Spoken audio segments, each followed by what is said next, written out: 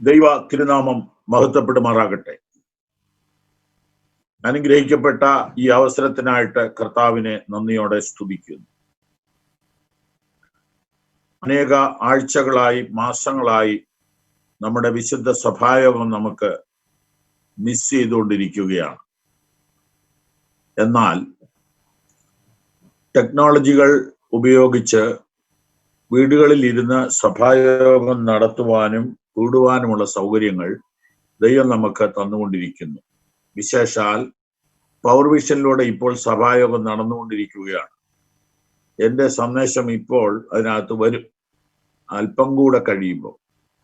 അപ്പോൾ അതിൻ്റെ ചില ക്രമീകരണങ്ങളിൽ ഞാൻ ആദ്യമേ ഒന്ന് പോകേണ്ടതുണ്ടായിരുന്നു. അതുകൊണ്ടാണ് അല്പം കയറാൻ വൈകിയത്.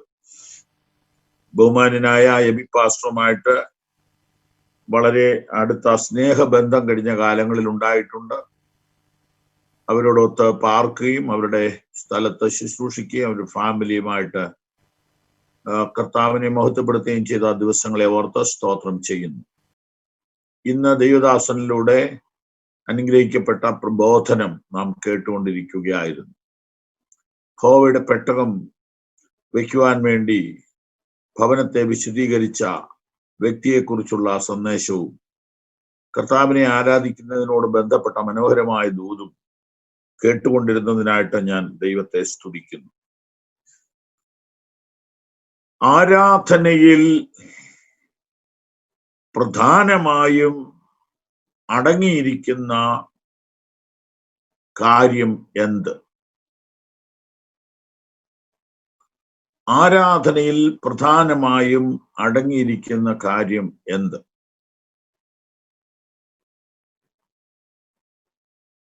What is included in the worship? വർഷിപ്പിൽ ഇൻക്ലൂഡ് ചെയ്യപ്പെട്ടിട്ടുള്ള പ്രധാനപ്പെട്ട കാര്യം എന്താണ്? What is the essence of the worship, true worship? ആരാധനയിൽ നാം പാട്ടുപാടും, ആരാധനയിൽ നാം കൈകൊട്ടും, ആരാധനയിൽ നാം നൃത്തം ചെയ്യും. ആരാധനയിൽ എന്തൊക്കെ ചെയ്യണമെന്നോ എങ്ങനെയൊക്കെ ചെയ്യണമെന്നോ നമുക്കൊരു കൃത്യമായ നിയമം പറയുക ബുദ്ധിമുട്ടാണ്. നമ്മുടെ കണക്കുകൂട്ടലുകൾക്ക് അപ്പുറത്ത് അതിവിശാലമാണ് ആരാധന എന്ന സത്യം. അതുകൊണ്ട് പ്രിയരെ, ആരാധന എന്ന മഹൽ സത്യത്തിലേക്ക് ഒന്നുകൂടി നമുക്ക് ഇറങ്ങിച്ചെല്ലാം. ഈ ദിവസങ്ങളിലൊക്കെ അനുഗ്രഹിക്കപ്പെട്ട പല ദൈവദാസന്മാരുമായിട്ട് ഞാൻ ഈ വിഷയം സംസാരിച്ചു. ഒരു ദൈവദാസൻ വളരെ നിരാശയോടുകൂടെ, അറിവുള്ള ദൈവദാസനാണ്, എന്നോട് പറഞ്ഞു, സഭകളെല്ലാം ആകെ ഒരു തകർച്ചയിലായി പോയല്ലോ പാസ്റ്ററെ, എന്താ ഇങ്ങനെ സംഭവിച്ചു? ഞാൻ പറഞ്ഞു, സഭ തകർന്നില്ല. യഥാർത്ഥ ആരാധന തുടങ്ങിയതേ ഉള്ളൂ. ചടങ്ങുകളും പെർഫോമൻസസും അവസാനിച്ചു. വേഷം കെട്ടുകളും അഭ്യാസ പ്രകടനങ്ങളും അവസാനിച്ചു. വലിയ പദവി സിംഹാസനമൊക്കെ ഇട്ട് ഇങ്ങനെ ഞെളിഞ്ഞിരിക്കുന്ന ആളുകൾക്കൊക്കെ ഇപ്പൊ വീട്ടിലിരുന്ന് ഉറങ്ങാം. എന്നാൽ ഹൃദയം തകർന്ന് നുറുങ്ങി ദൈവത്തെ ആരാധിക്കേണ്ടവർക്ക് ഒരു കുറവും സംഭവിച്ചിട്ടില്ല. ലോകത്തിലെ മതങ്ങളൊക്കെ നിർജീവമായി പോയി. പക്ഷെ സഭ ഈ സമയത്ത് ജീവൻ പ്രാപിച്ചു, ഉണർന്നു. AD BC എന്ന് പറയുന്നത് പോലെ ബിഫോർ കൊറോണ AC BC എന്ന് വരും. ബിഫോർ കൊറോണ, ആഫ്റ്റർ കൊറോണ എന്ന ഒരു കാലം ലോക ചരിത്രത്തിൽ രേഖപ്പെടുത്താൻ പോവുകയാണ്. സഭയിലും അങ്ങനെ രേഖപ്പെടുത്തിയിരുന്നെങ്കിൽ നല്ലതായിരുന്നു. ഇതിനു മുമ്പുള്ള ശൈലികളും ഇതിനു മുമ്പുള്ള രീതികളും ഇതിനു മുമ്പുള്ള ചടങ്ങുകളും നമുക്കൊന്ന് നിർത്തിയിട്ട് നമുക്കൊരു യഥാർത്ഥ ആരാധനയിലേക്കൊന്ന് മടങ്ങി വരാൻ പരിശുദ്ധാത്മാവ് നമ്മെ ക്ഷണിക്കുകയാണ്. എത്ര പേരത് മനസ്സിലാക്കും എന്ന് എനിക്ക് അറിഞ്ഞുകൂടാ. യഥാർത്ഥ ആരാധന, ആത്മാവിലും സത്യത്തിലുമുള്ള ആരാധന, ഇത് ആരംഭിക്കുന്നത് ഹൃദയത്തിൽ നിന്നാണ്. ഒന്ന് വായിക്കാമോ? റോമർ 12:1-2.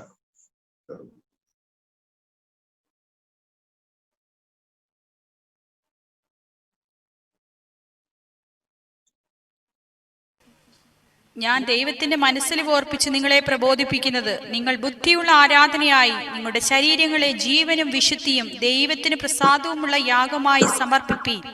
ഈ ലോകത്തിന് അനുരൂപമാകാതെ നന്മയും പ്രസാദവും പൂർണ്ണതയുമുള്ള ദൈവഹിതം ഇന്നതെന്ന് തിരിച്ചറിയേണ്ടതിന് മനസ്സ് പുതുക്കി രൂപാന്തരപ്പെടുവീൻ. ആമേൻ. ഞാൻ ദൈവത്തിന്റെ മനസ്സലിവ് ഓർപ്പിച്ച് നിങ്ങളെ പ്രബോധിപ്പിക്കുന്നത്, നിങ്ങൾ ബുദ്ധിയുള്ള ആരാധനയായി നിങ്ങളുടെ ശരീരങ്ങളെ ജീവനും വിശുദ്ധിയും ദൈവത്തിന് പ്രസാദവുമുള്ള യാഗമായി സമർപ്പിപ്പീൻ. ബുദ്ധിയുള്ള ആരാധന. ബുദ്ധി എവിടെയായിരിക്കുന്നേ? ബുദ്ധി എന്നുദ്ദേശിക്കുന്നത് ബൈബിളിലെ ബുദ്ധിമാൻ ആരാന്ന് നിങ്ങൾക്കറിയാം. ഒന്ന്, ദൈവത്തെ അന്വേഷിക്കുന്ന ബുദ്ധിമാൻ. രണ്ട്, പാറമേൽ അടിസ്ഥാനമിട്ട് വീട് പണിയുന്ന ബുദ്ധിമാൻ. മൂന്ന്, പലരെയും നീതിയിലേക്ക് തിരിക്കുന്ന ബുദ്ധിമാൻ. അപ്പോ ദൈവത്തെ അന്വേഷിക്കുന്ന ബുദ്ധിമാൻ, പാറമേൽ അടിസ്ഥാനമിട്ട് വീട് പണിയുന്ന ബുദ്ധിമാൻ, ആത്മാക്കളെ നേടുന്ന അഥവാ പലരെയും നീതിയിലേക്ക് തിരിക്കുന്ന ബുദ്ധിമാൻ. അപ്പൊ ബുദ്ധി എന്ന് ബൈബിൾ ഉദ്ദേശിക്കുന്നത് നമ്മുടെ ഹൃദയത്തെയാണ്. ആ ഹൃദയം എന്ന് പറയുന്നത് ഹാർട്ട് അല്ല. That is not our heart, but that is our mind. നിങ്ങൾ ബുദ്ധിയുള്ള ആരാധനയായി എന്ന് പറഞ്ഞിരിക്കുമ്പോൾ ആരാധനയിലെ ബുദ്ധി എന്ന് പറയുന്നത് നിങ്ങളുടെ ഹൃദയംഗമമായ ആരാധന എന്നാണ്. ഹൃദയം ആണ് ആരാധനയുടെ ഉറവിടം. I appeal to you therefore, brethren, and beg of you in view of all the mercies of God to make a dedication of your bodies, members and faculties as a living sacrifice, holy, devoted, consecrated, and well-pleasing to God, which is your reasonable service and spiritual worship. Rational, intelligent. ഒത്തിരി വിശദീകരണങ്ങൾ ഒരു വാക്യത്തിന് amplified Bible കൊടുത്തിട്ടുണ്ട്. ദൈവത്തിന്റെ മനസ്സിൽ ഓർപ്പിച്ച് പറയുകയാണ്, വളരെ ബുദ്ധിയോടുകൂടെ വേണം ആരാധിപ്പാൻ. അപ്പൊ ആരാധനയിലെ ഒന്നാമത്തെ ഭാഗം നമ്മുടെ മനസ്സാണ്. രണ്ടാമത്തെ ഭാഗം നമ്മുടെ ശരീരമാണ്. നിങ്ങളുടെ ശരീരങ്ങളെ ജീവനും വിശുദ്ധിയും ദൈവത്തിന് പ്രസാദമുള്ള യാഗമായി സമർപ്പിക്കും. മൂന്നാമത്തെ ഭാഗം നമ്മുടെ ആത്മാവാണ്. ഫിലിപ്പിയ ലേഖനം 3-ാം അധ്യായം അതിന്റെ 3-ാം അധ്യായത്തിന്റെ 3-ാമത്തെ വാക്യം വായിച്ചാൽ, ദൈവത്തിന്റെ ആത്മാവ് കൊണ്ട് ആരാധിക്കുകയും ക്രിസ്തുവേശുവിൽ പ്രശംസിക്കുകയും ജഡത്തിൽ ആശ്രയിക്കാതിരിക്കുകയും ചെയ്യുന്ന നാം തന്നെ. ദൈവത്തിന്റെ ആത്മാവ് കൊണ്ട് ആരാധിക്കുക എന്ന വാക്ക് നിങ്ങൾ കണ്ടല്ലോ. ഇനി റോമർ 1-ന്റെ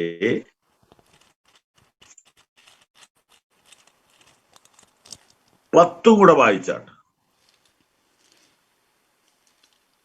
എപ്പോഴും യാചിക്കുന്നു എന്നുള്ളതിന് അവന്റെ പുത്രനെ കുറിച്ചുള്ള സുവിശേഷ ഘോഷണത്തിൽ ഞാൻ എന്റെ ആത്മാവിൽ ആരാധിക്കുന്ന ദൈവം എനിക്ക് എന്റെ ആത്മാവിൽ ദൈവത്തിന്റെ ആത്മാവോട് കൂടെ ചേർന്ന് ആണ് ആരാധന. അപ്പൊ ആരാധനയിൽ പങ്കെടുക്കേണ്ട 3 ഡിപ്പാർട്ട്മെന്റുകൾ, മെമ്പേഴ്സ് എന്ന് ബൈബിളിൽ പറഞ്ഞിരിക്കുന്നു. Faculties, presenting all your members and faculties as a living sacrifice, deceived dedication of your bodies, presenting all your members and faculties as a living sacrifice. അപ്പോ നമ്മുടെ മനസ്സ്, നമ്മുടെ ശരീരം, നമ്മുടെ ആത്മാവ്, ഇത് 3 കൂടെ ചേർന്നിട്ട് പരിശുദ്ധാത്മ സഹായത്തോടു കൂടിയാണ് ആരാധന നടക്കേണ്ടത്. വചനത്തിന്റെ ഒരു അടിത്തറയിൽ വേണം നമ്മുടെ സഭായോഗവും നമ്മുടെ ക്രിസ്തീയ ജീവിതവും മുമ്പോട്ട് പോകാൻ. വാത്സല്യ സഹോദരങ്ങളെ, വളരെ സ്നേഹത്തോടും വിനയത്തോടും കൂടെ ഞാൻ നിങ്ങളോട് അപേക്ഷിക്കുകയാണ്. ഇങ്ങനെ ഒരു ആരാധനയ്ക്ക് കൊറോണ എന്ത് ദോഷമാ ചെയ്തത്? ഒരു ഭയം നമുക്കുണ്ട്. അത് നമ്മുടെ പടിവാതിക്കൽ വന്ന് നിപ്പുണ്ട്. ഇതിപ്പോ സമൂഹ വ്യാപനം തുടങ്ങിക്കഴിഞ്ഞു. ഇത്ര നാള് എവിടുന്ന രോഗം വന്നതെന്ന് കണ്ടുപിടിക്കാമായിരുന്നു.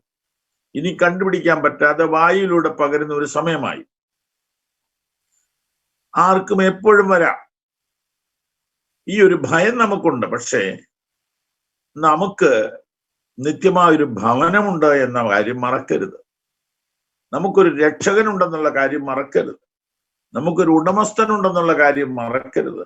നമ്മളെ കരുതുന്ന ഒരു കർത്താവ് നമുക്കുണ്ടെന്നുള്ള കാര്യം മറക്കരുത്. Glory to God, glory to God. Hallelujah. അപ്പോൾ എൻ്റെ പ്രിയപ്പെട്ടവരെ, ഈ കൊറോണ കാലത്ത് നമുക്ക് ഒരു ദോഷവും സംഭവിച്ചിട്ടില്ല. ഞാൻ ഇങ്ങനെ വിശ്വസിക്കുന്നു. ട്രൂ വർഷിപ്പേഴ്സ് വെളിയിൽ വന്നിരിക്കുന്നു. കൂലിപ്പാട്ടുകാരും കൂലി വർഷിപ്പ് ലീഡേഴ്സും, ഞാൻ അങ്ങനെ കളിയാക്കുന്ന ആളല്ല. ഞാൻ വർഷിപ്പ് ലീഡേഴ്സിനെ വളരെ പ്രൊമോട്ട് ചെയ്ത് പറഞ്ഞിട്ടുണ്ട്. നിങ്ങൾ എൻ്റെ യൂട്യൂബ് എടുത്ത് നോക്ക്. പാട്ട് പാടുന്ന സഹോദരന്മാർ, ഇൻസ്ട്രുമെന്റ്സ് വായിക്കുന്ന സഹോദരന്മാരില്ലെങ്കിൽ എങ്ങനെ മുമ്പോട്ട് പോകും? എനിക്ക് ഇഷ്ടമാണ്. ഞാൻ പാട്ട് എഴുതുകയും പാടുകയും ഒരുവിധം ചെയ്യുന്ന ആളാണ്. ഞാൻ പറയുന്നത്, ഇതിനൊക്കെ അമിതമായ റേറ്റ് പറഞ്ഞ് ഇതിനെ ഒരു ബിസിനസ് ആക്കി വ്യവസായവൽക്കരിച്ചിരിക്കുന്ന ആളുകളെല്ലാം ഈ സമയത്ത് ഔട്ടായി. എന്നാൽ കർത്താവിനോടുള്ള സ്നേഹം കൊണ്ട് ദൈവത്തെ ആരാധിക്കാൻ മനസ്സ് വെച്ച മുഴുവൻ പേർക്കും ഈ സമയത്ത് ഭയങ്കര ആനന്ദമാണ്.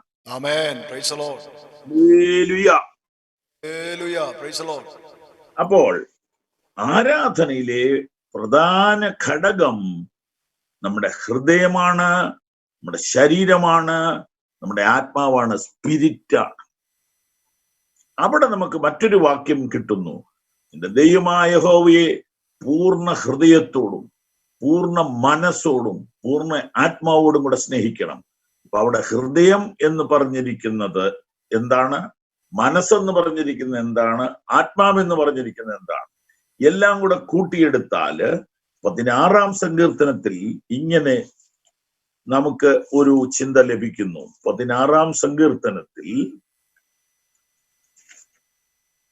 അതിന്റെ 8, 9 വാക്യങ്ങൾ. ഞാൻ യഹോവയെ എപ്പോഴും എന്റെ മുമ്പിൽ വെച്ചിരിക്കുന്നു. അവൻ എന്റെ വലത്തുഭാഗത്തുള്ളത് കൊണ്ട് ഞാൻ കുലുങ്ങിപ്പോകയില്ല. അതുകൊണ്ട് എന്റെ ഹൃദയം സന്തോഷിച്ച് എന്റെ മനസ്സ് ആനന്ദിക്കുന്നു. എന്റെ ജഡവും നിർഭയമായി വസിക്കും. ഇതൊരു വർഷിപ്പല്ലേ? നിങ്ങൾ നോക്കിക്കേ.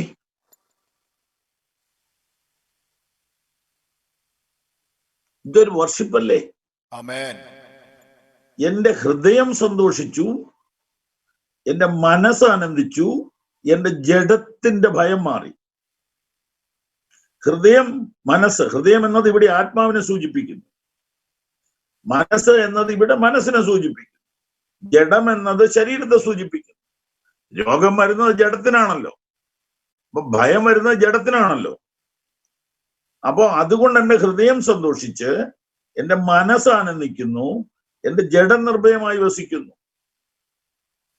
എന്താ അതുകൊണ്ടെന്ന് പറഞ്ഞാൽ ഏതുകൊണ്ട്? ഞാൻ യഹോവയെ എപ്പോഴും എന്നെ മുമ്പിൽ വെച്ചിരിക്കുന്നു. അതുകൊണ്ട് നമുക്ക് വളരെ മനോഹരമായ വാക്യമാണ്. അതിന്റെ ആരംഭം തുടങ്ങുന്നത് വളരെ മനോഹരമായിട്ടാണ്. 1-2 വാക്യങ്ങൾ വായിച്ചിട്ട്. 1-2. ദൈവമേ, ഞാൻ നിന്നെ ശരണമാക്കിയിരിക്കാൽ എന്നെ കാത്തുകൊള്ളണമേ. ഞാൻ യഹോവയോട് പറഞ്ഞത്, നീ എന്റെ കർത്താവാകുന്നു. നീ ഒഴികെ എനിക്ക് ഒരു നന്മയുമില്ല. ആമേൻ. വായിച്ചോ. ഭൂമിയിലെ വിശുദ്ധന്മാരോ അവർ എനിക്ക് പ്രസാദമുള്ള ശ്രേഷ്ഠന്മാർ തന്നെ. അന്യദേവനെ കൈക്കൊള്ളുന്നവരുടെ വേദനകൾ വർദ്ധിക്കും. അവരുടെ രക്തപാനീയ ബലികളെ ഞാൻ അർപ്പിക്കയില്ല. അവരുടെ നാമങ്ങളെ എന്റെ നാവിന്മേൽ എടുക്കയില്ല. എന്റെ അവകാശത്തിന്റെയും പാനപാത്രത്തിന്റെയും പങ്ക് യഹോവയാകുന്നു. മതി. ഈ കീർത്തനം ദൈവത്തോട് പറയുന്നതാണ്. ദൈവത്തോടാ പറയുന്നത്. ആരാധന എന്ന് പറയുന്നത് ദൈവത്തോടാ, മനുഷ്യനോടല്ല. ഞങ്ങള് ദൈവദാസന്മാർ ഈ ശുശ്രൂഷ നയിക്കുമ്പോൾ ദൈവജനത്തോട് പറയും, നിങ്ങള് പാട്ട് പാടണം, സ്തുതിക്കണം എന്നൊക്കെ പറയുകയും ഞങ്ങൾ സ്തുതിക്കാതിരിക്കുകയും ചെയ്താൽ ഞാൻ ആരാധിച്ചില്ല. ആരാധിപ്പിക്കുന്നവരുണ്ട്, അവര് ദൈവത്തിന് താല്പര്യമില്ല. ആരാധിക്കുന്നവരെയാണ് ദൈവത്തിന് വേണ്ടത്. ഞാൻ ഒരു സ്ഥലത്ത് ചെന്നപ്പോൾ ഒരാൾ എന്നെ കാണിച്ചിരുകയാണത്തെ, ഈ മനുഷ്യൻ നന്നായിട്ട് ആരാധിപ്പിക്കുമെന്ന് പറഞ്ഞു. എനിക്കൊരു മനസ്സിനകത്തൊരു പുച്ഛഭാവമാ തോന്നിയത്. ആരാധിപ്പിക്കുമെന്നോ? എന്താ ഈ പറയുന്നേ? അന്നേരം ഞാൻ അതിന് പ്രതികരിച്ചാൽ വെറുതെ ഒരു ശത്രുവിനെ കൂടെ ഉണ്ടാക്കും. ഞാൻ ഒന്നും മിണ്ടിയില്ല. ആരാധിപ്പിക്കുന്ന ഒരാൾ വേണ്ട. ഒന്ന് ഉത്സാഹിപ്പിക്കുന്നത് നല്ലതാണ്. നല്ലതാണ്. എന്നോട് ചേർന്ന് യഹോവയെ മഹിമപ്പെടുത്തുവീൻ. ഉത്സാഹിപ്പിക്കല. എന്നോട് ചേർന്ന് യഹോവയെ മഹിമപ്പെടുത്തുവീൻ. നാം ഒന്നിച്ചവന്റെ നാമത്തെ ഉയർത്തുക. ഉത്സാഹിപ്പിക്കാം. പക്ഷെ അത് കഴിഞ്ഞേച്ച് ഞാനിരുന്ന് ഉറങ്ങുകയോ ഞാനിരുന്ന് വർത്താനം പറയുകയോ മൊബൈലിൽ നോക്കുകയോ അല്ല. ഞാൻ ആരാധിക്കണം. എന്താണ് ഈ കഴിഞ്ഞ കാലങ്ങളിൽ സഭകളിൽ നടന്നത്? എന്നോട് പിണങ്ങരുത്. പിണങ്ങി ആരും നമുക്ക് സ്വർഗത്തിൽ വെച്ച് കാണാം. ചില സ്ഥലങ്ങളിൽ, എല്ലായിടത്തും ഇല്ല, ചില സ്ഥലങ്ങളിൽ ആരാധന ലീഡ് ചെയ്യുന്ന സംഘം അവരുടെ ജോലി 6:30 മുതൽ 7:30 വരെ അങ്ങോട്ട് തകർത്തേച്ച് അവർ കർട്ടന്റെ അപ്പുറത്തേക്ക് പോകും. എന്നിട്ട് വർത്താനം പറയും. അവർക്ക് പ്രസംഗമൊന്നും വേണ്ട. ഇടയ്ക്ക് നമ്മളെ പോലുള്ളൊരു പാട്ട് പാടി ഇവരെ കാണുകയില്ല. എല്ലാവരുടെയും കാര്യമല്ല ഞാൻ പറഞ്ഞത്, ചുരുക്കം ചിലരുടെ കാര്യം. അതുപോലെ തന്നെ ഒരാൾ പ്രസംഗിക്കുന്നു, ബാക്കിയുള്ളവർ അവിടെ ഇവിടെ നോക്കി വർത്താനം പറഞ്ഞുകൊണ്ടിരിക്കുന്നു. ഇതൊന്നും ആരാധനയല്ല. ദൈവത്തോടാണ് നമ്മുടെ ബന്ധം. ഞാൻ യഹോവയോട് പറഞ്ഞത്, നീ എന്റെ കർത്താവാകുന്നു. നീ ഒഴികെ എനിക്കൊരു നന്മയുമില്ല. പ്രിയപ്പെട്ടവരെ, നിങ്ങൾ ഇന്ന് രാവിലെ യഹോവയോട് എന്താ പറഞ്ഞേ? ഭാര്യയോട് എന്തു പറഞ്ഞു, ഭർത്താവിനോട് എന്തു പറഞ്ഞു, മക്കളോട് എന്തു പറഞ്ഞു എന്നുള്ളതല്ല ഞാൻ ചോദിക്കുന്നത്. യഹോവയോട് എന്തു പറഞ്ഞു? ഞാൻ യഹോവയോട് പറഞ്ഞത്, നീ എന്റെ കർത്താവാകുന്നു. ഒന്ന് കണ്ണടച്ചിട്ട് കർത്താവിനോടത് പറഞ്ഞേ, Jesus, you are my Lord. I say to the Lord, you are my Lord. I say to the Lord, you are my Lord, you are my Lord, you are my Lord. I have no good beside or beyond you. I have no good beside or beyond you. നീ ഒഴികെ നിന്നേക്കാൾ അധികമായി എനിക്ക് ഒരു നന്മയും ഒരു സന്തോഷം ഈ ഭൂമിയിലില്ല. പൂർണ്ണ ഹൃദയത്തോടും പൂർണ്ണ മനസ്സോടും പൂർണ്ണ ആത്മാവോടും കൂടെ ദൈവത്തോട് പറ, U are my Lord, you are my Lord. Hallelujah. ഇതാണ് കർത്താവിന്റെ സന്നിധിയിലെ ആരാധന. മനുഷ്യരോട് വർത്താനം പറയുന്നത്, മനുഷ്യരെ സ്തുതിക്കുന്നത്. മനുഷ്യരെ സ്തുതിക്കുന്നതെല്ലാം ഇച്ചിരി ഓവറായി പോയിട്ടില്ലയോ എന്ന് ഓർത്തു നോക്ക്. സ്തുതിച്ചില്ലെങ്കിൽ പിണങ്ങുന്നവരുണ്ട്. മനുഷ്യരെ സ്തുതിക്കാൻ വേണ്ടി തന്നെ മീറ്റിംഗ് വെക്കുക. 5 ലക്ഷം രൂപ മുടക്കി നടത്തുന്ന യോഗത്തിൽ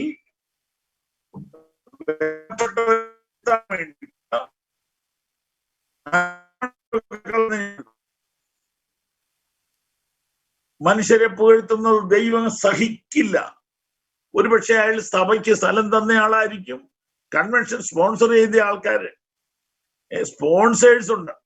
അവരൊക്കെ ദൈവവചനം പറയാൻ കൃപയില്ലെങ്കിൽ ദയവ് ചെയ്ത് അവർ ഒഴിഞ്ഞു മാറണം. അവർ വചനം പറയാൻ വിളിച്ചവരെ വേണ്ടി പ്രാർത്ഥിക്കണം. നിങ്ങൾക്ക് തന്ന താലന്ത് എന്താണെന്നറിയാമോ? പൈസ ഉപയോഗിച്ച് ദൈവത്തെ മഹത്വപ്പെടുത്താനാ. ഇത് പറയുന്നത് എന്താണെന്നറിയാമോ? ഞാൻ 50,000 രൂപ തരാം, എനിക്ക് 1 മണിക്കൂർ തരണം. എന്തോ ഒരു ദാരിദ്ര്യത്തിലേക്ക് ദൈവസഭ പോയി. ഇതൊന്നും കർത്താവ് കണ്ട് സഹിക്കത്തില്ല. ഇങ്ങനെ പോകാൻ പാടില്ല.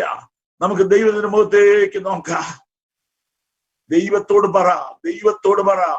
മനുഷ്യരോട് പറയണ്ട, മനുഷ്യരെ സ്തുതിക്കണ്ട. നിന്റെ ആവശ്യങ്ങൾ മനുഷ്യരോട് പറയരുത്, നിന്റെ സങ്കടങ്ങൾ പറയരുത്, നിന്റെ സന്തോഷം പറയരുത്. ദൈവത്തോട് പറ.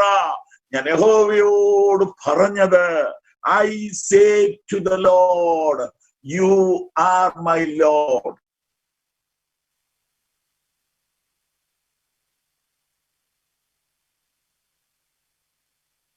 അപ്പോ ഇങ്ങനെ തുടങ്ങിയ ഈ ആരാധനയിൽ 8-ാം വാക്യത്തിലേക്ക് വരുമ്പോൾ 8ഉം 9 ഒന്നുകൂടെ വായിച്ചാട്ടെ സിസ്റ്ററെ. ഞാൻ യഹോവയെ എപ്പോഴും എന്റെ മുമ്പിൽ വെച്ചിരിക്കുന്നു. അവൻ എന്റെ വലത്തുഭാഗത്തുള്ളത് കൊണ്ട് ഞാൻ കുലുങ്ങിപ്പോകയില്ല. അതുകൊണ്ട് എന്റെ ഹൃദയം സന്തോഷിച്ച് എന്റെ മനസ്സ് ആനന്ദിക്കുന്നു. എന്റെ ജഡവും നിർഭയമായി വസിക്കും. ആരാധനയുടെ ഒടുവിലേക്ക് വരിക. കർത്താവിനോട് പറഞ്ഞുകൊണ്ട് തുടങ്ങിയിട്ട് പറയുകയാണ്, hallelujah, I have set the Lord continually before me. മലയാളത്തിൽ ഇല്ലാത്ത പദം കണ്ടോ? കണ്ടിന്യൂലി എന്നുള്ള പദം. I have set the Lord continually before me. I have set the Lord continually before me. ഞാൻ തുടർച്ചയായിട്ട് എന്റെ ദൈവത്തെ എന്റെ മുമ്പിൽ തന്നെ വെച്ചിരിക്കുന്നു. Hallelujah. Amen. Praise the Lord. ഇതാണ് ആരാധന. ദൈവത്തെ പള്ളിയിൽ വെക്കരുത്, ദൈവത്തെ മധുബായിൽ വെക്കരുത്, ദൈവത്തെ ക്ഷേത്രത്തിൽ വെക്കരുത്. ദൈവത്തെ നിന്റെ ഹൃദയത്തിൽ വെക്കണം. വല്ലപ്പോഴുമല്ല, continually. Amen. Praise the Lord. ഒരു മതത്തെ ഞാൻ കുറ്റം പറയത്തില്ല. എല്ലാ മതവും പഠിപ്പിക്കുന്നത് ദൈവം ഹൃദയത്തിലാണെന്ന്. പിന്നെ ഓരോരുത്തരുടെ വിശ്വാസത്തിനു വേണ്ടി ഓരോ രൂപങ്ങൾ വെച്ചിരിക്കുന്നു. അത് അവരുടെ ഇഷ്ടം. കുറ്റം പറയാൻ നമുക്ക് അവകാശമില്ല. പക്ഷെ എന്റെ ദൈവം എന്റെ ഹൃദയത്തിലാണ്. എനിക്കതുകൊണ്ടൊരു പടം, വിഗ്രഹം, ഒരു ചിത്രം എനിക്ക് വേണ്ട. എന്റെ ദൈവം ഹൃദയത്തിൽ ഉണ്ടെന്ന് എനിക്ക് നല്ല ഉറപ്പാണ്. ഞാൻ യഹോവയെ എപ്പോഴും എന്റെ മുമ്പിൽ വെച്ചിരിക്കുന്നു, എന്റെ മുമ്പിൽ വെച്ചിരിക്കുന്നു. Praise the Lord. I have set the Lord continually before me. ഞാൻ ഇന്ന് പകലിൽ മലയാളത്തിൽ ഇല്ലാത്ത ആ ഒരു പദം നിങ്ങൾക്ക് വേണ്ടി ഹൈലൈറ്റ് ചെയ്ത് പറയുകയാണ്. കണ്ടിന്യൂവലി എന്ന് പറഞ്ഞാല് രാവിലെയും ഉച്ചയ്ക്കും വൈകുന്നേരത്തും മാത്രമല്ല, ഓരോ മിനിറ്റിലും ഓരോ മണിക്കൂറിലും continually I have set the Lord continually before me. I have set the Lord continually before me. I have set the Lord continually before me. തുടർച്ചയായിട്ട് വേറൊരു തർജ്ജിമ വന്നിരിക്കുന്ന I have set the Lord always before me. എന്റെ ഇരിക്കുന്ന amplified version ആണ്. Continually എന്നാണ്, ഇവിടെ always എന്നാണ്. I have set the Lord always before me because he is at my right hand. I shall not be moved. അതുകൊണ്ട് ഞാൻ പേടിക്കത്തില്ല, അതുകൊണ്ട് ഞാൻ തളരത്തില്ല. Amen. I have set the Lord continually before me because he is at my right hand. I shall not be moved.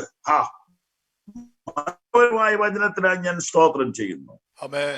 വിശ്വാസികളെ, വിശുദ്ധന്മാരെ, ദൈവദാസന്മാരെ, നിങ്ങൾ നിങ്ങളുടെ ദൈവത്തെ ഞായറാഴ്ച മാത്രമാണോ അന്വേഷിക്കുന്നത്? ദൈവമേ, നീ എന്റെ ദൈവം, അധികാലത്തെ ഞാൻ നിന്നെ അന്വേഷിക്കും എന്ന് പറഞ്ഞാൽ അതിന്റെ അർത്ഥം, ഞാൻ ഉറക്കത്തിലേക്ക് പോയപ്പോൾ എന്റെ ദൈവം, ഞാൻ സമാധാനത്തോടെ കിടന്നുറങ്ങി, ഗാഢനിദ്രയിലോട്ട് ദൈവം എന്നെ വിട്ടു, എനിക്കൊരു ടെൻഷൻ ഇല്ലാതെ ഉറങ്ങി. എഴുന്നേറ്റ ഉടനെ ഞാൻ തപ്പുന്നത് മൊബൈൽ എവിടെയെന്നല്ല, എഴുന്നേറ്റ ഉടനെ ഞാൻ തപ്പുന്നത് എന്റെ പിള്ളേരെവിടെയാന്നല്ല, എന്റെ ദൈവം എവിടെ, എന്റെ കർത്താവിന്റെ സാന്നിധ്യം എവിടെ? ദൈവമേ, നീ എന്റെ ദൈവം, അധികാലത്ത് ഞാൻ നിന്നെ അന്വേഷിക്കും. സത്യം പറ, ഉറക്കത്തിൽ നിന്ന് എഴുന്നേറ്റ ഒട്ടനെ മൊബൈൽ എവിടെയാന്നല്ലേ തപ്പുന്നത്? അത് കഴിഞ്ഞാലോ പത്രം എവിടെയാന്ന്? കുറ്റം പറയുകയല്ല, ക്ഷമിക്കണം. പക്ഷെ നമ്മുടെ ഹാബിറ്റ് മാറുവോ? മാറ്റാനൊന്ന് ശ്രമിച്ചേ. കട്ടിലേത് കണ്ണു തുറക്കുമ്പോഴേ മാന്നീർത്തോടുകളിലേക്ക് ചെല്ലുവാൻ കാക്ഷിക്കുന്ന പോലെ എന്റെ ആത്മാവ് ദൈവത്തിനായി ദാഹിക്കുന്നു. Hallelujah, hallelujah, hallelujah, hallelujah. ദൈവത്തിന് വേണ്ടി ദാഹിക്കുന്ന ഹൃദയം നിനക്കുണ്ടോ? എന്റെ ദൈവമേ, നീ എന്റെ ദൈവം, അധികാലത്ത് ഞാൻ നിന്നെ അന്വേഷിക്കും. വെള്ളമില്ലാതെ ഉണങ്ങി വരേണ്ട ദേശത്ത് എന്റെ ഉള്ളം നിനക്കായി കാക്ഷിക്കുന്നു. രാത്രി കിടക്കുമ്പോൾ കർത്താവിന്റെ കയ്യിലോട്ട് ജീവിതത്തെ പരമേൽപ്പിക്കും. നേരം വെളുത്ത് എഴുന്നേൽക്കോ അറിഞ്ഞുകൂടാ. എഴുന്നേറ്റില്ലെങ്കിൽ സ്വർഗത്തിൽ എഴുന്നേൽക്കും. ഞാൻ ഉണരുമ്പോൾ നിന്റെ രൂപം കണ്ട് തൃപ്തനാകും. എന്തൊരു ക്രിസ്ത്യ ജീവിതം! What a wonderful Lord we serve. What a wonderful worship. What a wonderful word. Amen. Thank you, Jesus. Hallelujah. Praise the Lord. 9ാമത്തെ വാക്യത്തിൽ നാം കാണുന്നത്, Therefore my heart is glad and my glory rejoice. My body too shall rest and confidently dwell in safety. എത്ര മനോഹരം! അതുകൊണ്ട് എന്റെ ഹൃദയം സന്തോഷിച്ച്. I have set the Lord always before. Therefore my heart is glad and my glory rejoice. My flesh also shall rest in hope. Therefore my heart is glad and my glory, my inner self എന്നാണ് bracket.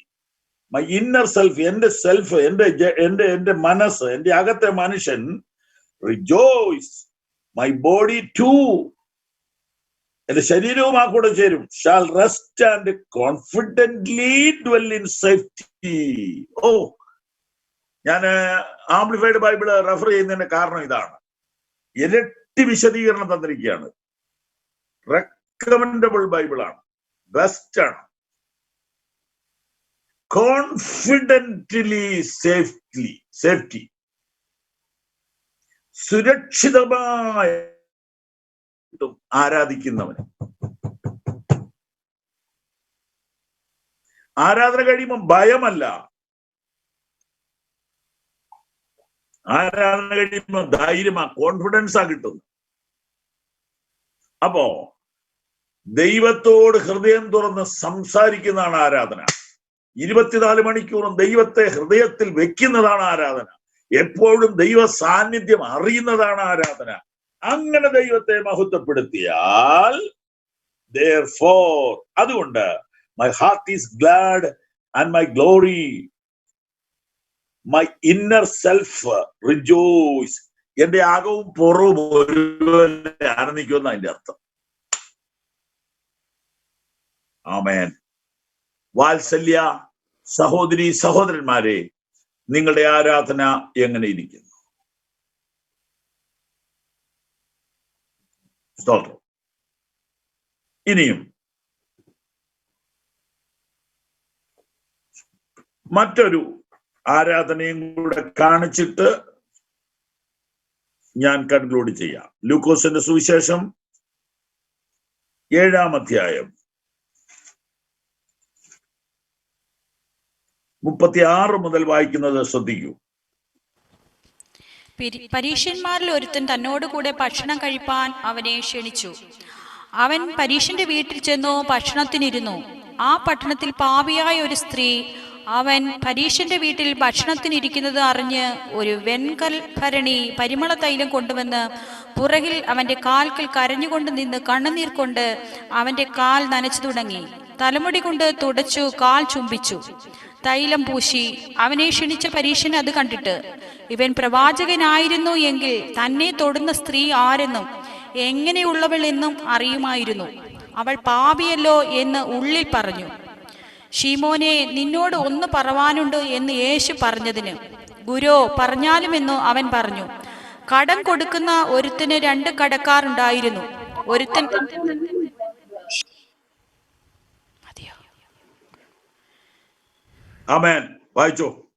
ഒരുത്തൻ 500 വെള്ളിക്കാശും മറ്റൻ 50 വെള്ളിക്കാശും കൊടുപ്പാനുണ്ടായിരുന്നു.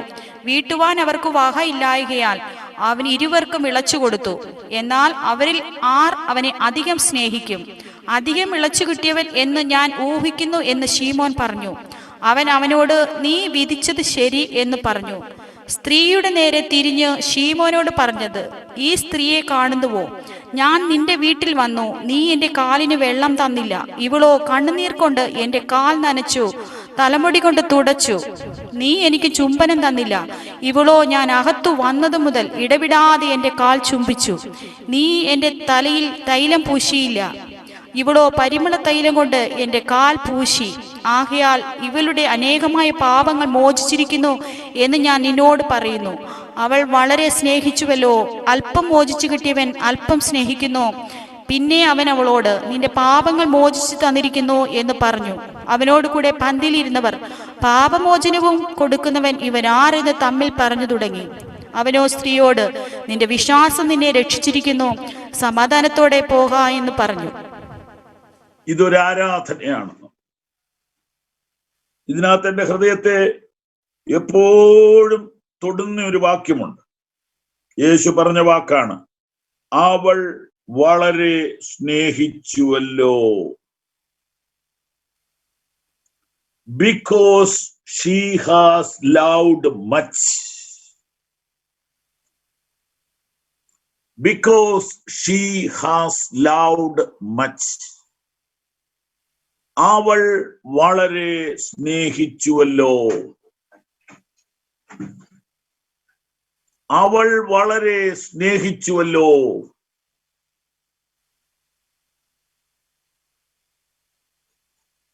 Thank you Jesus. Amen. Praise the Lord. Hallelujah. ആ സ്നേഹം യേശു എങ്ങനെയാ കണ്ടത്? ആ സ്നേഹം ആ കണ്ണുനീരിലൂടെ വെളിപ്പെട്ടു. ആ സ്നേഹം ആ തൈലത്തിലൂടെ വെളിപ്പെട്ടു. ആ സ്നേഹം ആ ചുംബനത്തിലൂടെ വെളിപ്പെട്ടു. രക്തത്താൽ ചെയ്യാം. Amen. Praise the Lord.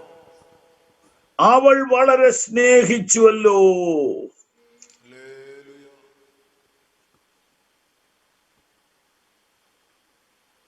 Because she has loved much.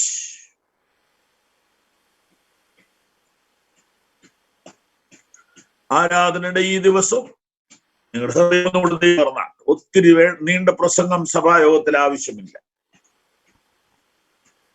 നമ്മുടെ ആരാധനയിൽ സ്നേഹം വെളിപ്പെടണം ദൈവത്തോട്. ഈ ഭാര്യയോടുള്ള സ്നേഹം വെളിപ്പെടുത്താൻ നിങ്ങൾക്ക് അറിയാമോ? അതൊന്നും പറഞ്ഞുതരാൻ ബുദ്ധിമുട്ടാ. വെളിപ്പെടുത്താൻ അറിയാൻ മേലാത്ത ആളുകൾ കല്യാണം കഴിക്കരുത്. വെറുതെ പാവപ്പെട്ട സഹോദരിമാരെ വെള്ളത്തിലാക്കരുത്. സഹോദരിമാർക്ക് ആകെ ഒറ്റ ആഗ്രഹമേ ഉള്ളൂ, അവരെ സ്നേഹിക്കുന്നുണ്ടെന്നൊന്ന് ഉറപ്പുവരുത്തണം. അത് മാത്രം മതി. അവർക്ക് അങ്ങനെ ഒരുപാട് കാശോ പണമോ, ചുരുക്കം ചിലരേ ഉള്ളൂ വലിയ വില കൂടി സാരി വേണമെന്നൊക്കെ പറയുന്നവര്. അതൊക്കെ എല്ലാം അഡ്ജസ്റ്റ് ചെയ്തോളൂ. അവരെ സ്നേഹിക്കുന്നുണ്ടെന്ന് അവരുടെ ഉള്ളിൽ അവർക്കൊരു ബോധ്യം കിട്ടിയാൽ മതി. അത് എങ്ങനെയാ ചെയ്യേണ്ടതെന്ന് പൊതുയോഗത്തിൽ പറഞ്ഞുതരാൻ പറ്റില്ല. ഞാൻ കൗൺസിലിംഗ് ഒക്കെ എടുക്കുമ്പോൾ പറഞ്ഞു കൊടുക്കാറുണ്ട്. ചെറിയൊരു വിവേകം വേണം. വിവേകത്തോടെ ഭാര്യമാരോടുകൂടെ വസിക്കണമെന്ന് 1 പത്രോസ് 3:7 വായിച്ചിട്ടുണ്ടല്ലോ. വിവേകം ഉള്ളവർ വായിച്ചിട്ടേ കാര്യമുള്ളൂ. വിദ്യാഭ്യാസവും വിവേകവും രണ്ടും രണ്ടാ. വലിയ വിദ്യാഭ്യാസമുള്ള പലരും കുടുംബജീവിതത്തിൽ പരാജയപ്പെട്ടു പോയല്ലോ. നമ്മുടെ ഈ പാർലമെന്റിൽ ഏറ്റവും അറിവുള്ള ഒരാളുണ്ട്, പേര് ഞാൻ പറയുന്നത്. What happen his family. അത്ര അറിവുള്ള ഒരാൾ ഇപ്പൊ ഇന്ത്യയിൽ ഇല്ലെന്നാ പറയുന്നത്. What happen his family.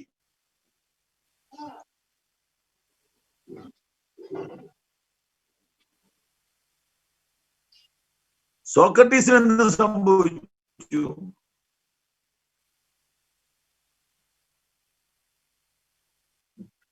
സോക്രട്ടീസിന്റെ ചരിത്രം ഞാൻ വായിച്ചത്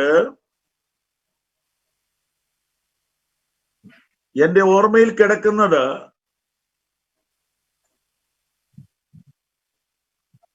സോക്രട്ടീസിന്റെ കഥ ഞാൻ വായിച്ചത് എന്റെ ഓർമ്മയിൽ നിന്ന് പറയാൻ പേര് മാറിപ്പോയെങ്കിൽ ക്ഷമിക്കണം. അദ്ദേഹത്തിന്റെ മരണസമയത്ത് തന്റെ ഭാര്യ തന്റെ അടുക്കൽ വന്ന് വാവിട്ട് കരഞ്ഞു, ഞാൻ നിങ്ങളെ വേണ്ടതുപോലെ സ്നേഹിച്ചിട്ടില്ല, എന്നോട് ക്ഷമിക്കണം. അപ്പോൾ ആ മനുഷ്യൻ പറഞ്ഞു, നീ എന്തിനാ മോളെ ഇങ്ങനെ കള്ളം പറയുന്നേ? നീ എന്നോട് വഴക്കുണ്ടാക്കുമ്പോഴും നിന്റെ സ്നേഹം ഉള്ളിലുണ്ടായിരുന്നു. സ്നേഹം കൊണ്ടല്ലേ നീ അത് ചെയ്തത്. പക്ഷെ നിനക്ക് സ്നേഹം പ്രകടിപ്പിക്കാൻ അറിയില്ലായിരുന്നു. കണ്ടോ? അപ്പൊ അവരുടെ ഫാമിലിയിലെ പ്രോബ്ലം എന്തായിരുന്നു?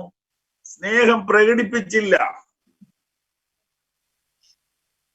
കുടുംബജീവിതത്തിലെ ഏറ്റവും വലിയ കാര്യം ഇത്രയേ ഉള്ളൂ, സ്നേഹിക്കുന്നു എന്ന് നിന്റെ ഭാര്യയ്ക്ക്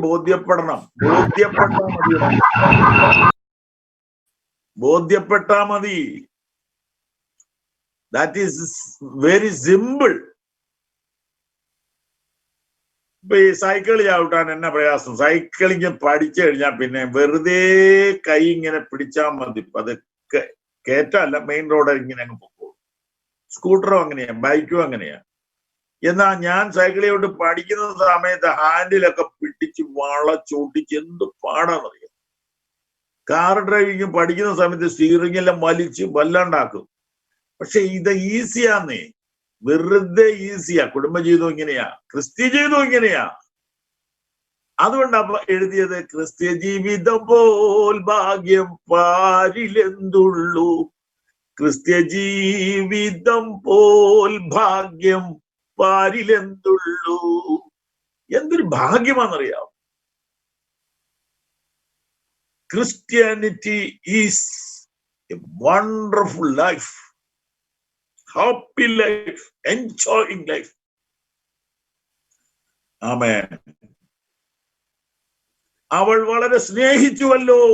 യേശു പറയുക, അവൾ വളരെ സ്നേഹിച്ചുവല്ലോ. 47-ാം വാക്യത്തിലെ ആ കൊച്ചു വാക്യം നിങ്ങൾ വരയിട്ടുകൊള്ളുക. ഞാൻ എന്റെ മെസ്സേജ് അവസാനിപ്പിക്കുമ്പോൾ, അവൾ പരിസരം നോക്കിയില്ല. അവൾ വിമർശനം ശ്രദ്ധിച്ചില്ല. അവൾ ഒറ്റയാളെ ശ്രദ്ധിച്ചുള്ളൂ, അത് പ്രാണനാഥനായ യേശുവിനെ. നീ ആരാധനയിൽ ആരെ കാണാനാ വന്നേ? ആരോട് മിണ്ടാനാ വന്നേ? Praise the Lord. Praise the Lord. Hallelujah. Praise the Lord. അവൾ ആരെ ശ്രദ്ധിച്ചില്ല. അവളെ കുറ്റം പറഞ്ഞുകൊണ്ട് നിൽക്കുന്ന പരീശന്റെ വീടാ. എനിക്കെന്നാ നീ പറഞ്ഞു? അവൻ ഇവിടെ ഇഷ്ടമല്ല. എനിക്ക് വേണ്ടത് നിന്റെ ഇഷ്ടത്തിനല്ല ഞാൻ വന്നത്. എന്നെ ഇഷ്ടമുള്ള ഒരാൾ ഇവിടെ ഉണ്ട്. ഇതാണ് ആരാധന. അവളുടെ സ്വഭാവം, അവളുടെ ക്വാളിറ്റി ഒന്ന്, അവൾ മറ്റാരെയും ശ്രദ്ധിക്കുന്നില്ല. പള്ളിയിലുള്ള എല്ലാവരുടെയും കണ്ണ് അവങ്കൽ പതിഞ്ഞു. അവൾ യേശുവിനെ. ശീമോന്റെ പരാജയം എന്നറിയോ? നല്ല ശ്രദ്ധിക്കുന്നു. ഈ സഹോദരിയെ ശ്രദ്ധിക്കുന്നു. ഒത്തിരി പേരുണ്ട് സഭായത്തിൽ വരുമ്പം വേണ്ടാത്തടത്തൊക്കെയാ നോക്കുന്നത്. ക്ഷമിക്കണം. ശീമോൻ നോക്കുന്ന ഈ സഹോദരിയെയാണ്. അതേസമയം ഈ സഹോദരി നോക്കുന്ന ഇവനെ അല്ല, യേശുവിനെ മാത്രമാണ്. ഇതാണ് അവളുടെ ഒന്നാമത്തെ ക്വാളിറ്റി. ആരാധനയിൽ നിന്റെ കണ്ണ് അവങ്കൽ മാത്രം പതിയട്ടെ. 2, അവളുടെ ചെവി അവന് വേണ്ടി തുറന്നിരിക്കുന്നു. അവിടെ കിടന്ന് വല്ലവരും പറയുന്നൊന്നും നീ കേൾക്കണ്ട, നിന്റെ ചെവി അടയ്ക്ക. അല്ലയോ കുമാരി, കേൾക്കുക, നോക്കുക, ചെവി ചായിക്കുക. സ്വജനത്തെയും നിന്റെ പിതൃഭവനത്തെയും മറക്കുക. അവൾ മറ്റാരുടെയും ശബ്ദം ശ്രദ്ധിച്ചില്ല. അവൾ കരഞ്ഞു. അവൾ തൈലം പൂശി. അവൾ ചുംബിച്ചു. 5 കാര്യം. ഇതിനെ 5നെയും കൂടെ കൂട്ടിയിട്ട് കർത്താവ് പറയുന്നു, this is love, this is worship. അവൾ വളരെ സ്നേഹിച്ചുവല്ലോ. നിങ്ങൾക്കറിയാമോ, ഈ അടുത്ത കാലത്ത് ഇറങ്ങിയ ഒരു നല്ല പാട്ട്? ഞാൻ എഴുതിയതല്ല, ഞാൻ എഴുതിയ പാട്ടുകൾ ഇപ്പൊ പലതിറങ്ങിയിട്ടുണ്ട്. എന്നാൽ വേറൊരു പാട്ട് എനിക്ക് ഇഷ്ടമാണ്. ഇത്രയും സ്നേഹിച്ചാൽ പോരാ, അങ്ങേ ഇത്രയും ആരാധിച്ചാൽ പോരാ, എനിക്കുള്ളതിനേക്കാൾ എൻ ജീവനേക്കാൾ അങ്ങേ സ്നേഹിപ്പാനാണ് എനിക്കാശ, എനിക്കുള്ളതിനേക്കാൾ എൻ ജീവനേക്കാൾ അങ്ങേ സ്നേഹിപ്പാനാണ് എനിക്കാശ. പ്രാർത്ഥിക്കാം, കണ്ണുകൾ അടയ്ക്കാം. ഞങ്ങളുടെ കർത്താവേ, ആരാധന അത് ഹൃദയം കൊണ്ടാണ്, അത് ആത്മാവ് കൊണ്ടാണ്, അത് മനസ്സുകൊണ്ടാണ്, അത് പരിശുദ്ധാത്മാവിലാണ്,